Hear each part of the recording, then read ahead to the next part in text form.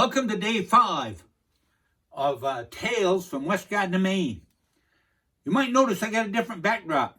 Well, being the chief unregistered Maine guide, I know less than anyone else. So Mother explained to me, if 10 feet distance was good for us, 40 feet would be better.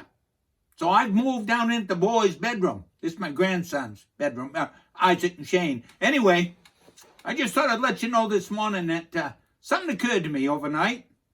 We do need to be nice and kind to each other. And we need to calm down.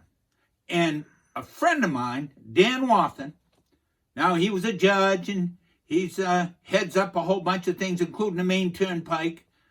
Pretty smart fella now. Always was. Years ago, he was selling antiques on the coast of Maine, down on Route 1. That's the epicenter of economy in the state of Maine. People from Massachusetts race up here every summer and give us their money. Of course, we got to give them something in return. So Dan would sell antiques. He'd drive down there and unload them antiques at a wicked rate. You've never seen anything like it. He was quite the salesman.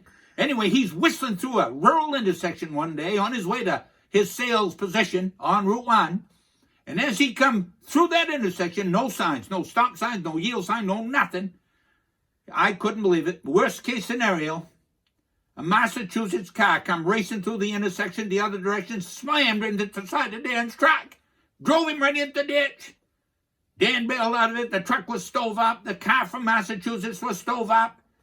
The two drivers jumped out of their cars. Luckily, no one was hurt. They run around their vehicles, and the fellow from Massachusetts was all wound up. I can't believe you people in Maine. You're out of control. I can't believe you people. What's wrong with you? You've got no sense. You never even look coming through that intersection. Dan just stood there, calm as always. Didn't get ruffled. Waited for the fellow to calm down. Finally, the fellow ran out of gas. Leaned back against his stove-up car. Took a deep breath, and Dan said, now listen. You're in Maine now. That ain't how we deal with things. Calm down. Let's have a drink and talk about it. Went back to his car, reached in the glove box, pulled out a bottle of 4 roses, the best booze money will buy. Dan's money. Anyway, walked over to the fella, took the top off, handed it to him, said, have a drink. Fella took a little drink off the bottle and handed it to Dan. He said, oh, I'm a generous fella. Have a big, long drink. The fella took a nice, long draw off that bottle of 4 roses and handed Dan. Dan put the cap on, started for the truck. Fella says, hey, ain't you going to have a drink with me? Dan said, no. I think I'll wait for the state police to get here. Now, there you have it. If you're doing business on the road in the state of Maine, be careful. You might be dealing with Dan Wathen. Yeah?